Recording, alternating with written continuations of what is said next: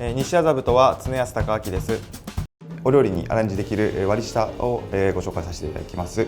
材料を紹介させていただきます。本みりんと日本酒ですね、料理酒、あとは濃口醤油、こちらで合わせ調味料を作りまして、割り下を作っていきます。それでは割り下を合わせていきます。お酒とみりんを鍋に入れていただきまして煮切っていきます。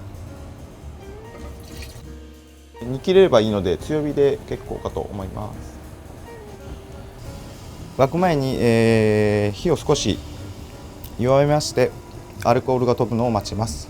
お醤油を入れてしまいますと、ちょっと味が濃くなってしまいますので、アルコールが飛んでからお醤油を入れるようにしてください。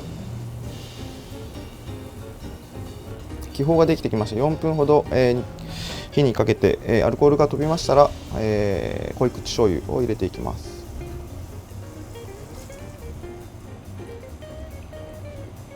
再度、再加熱しまして沸いたら完成になります。粗熱を取って、使っていきます。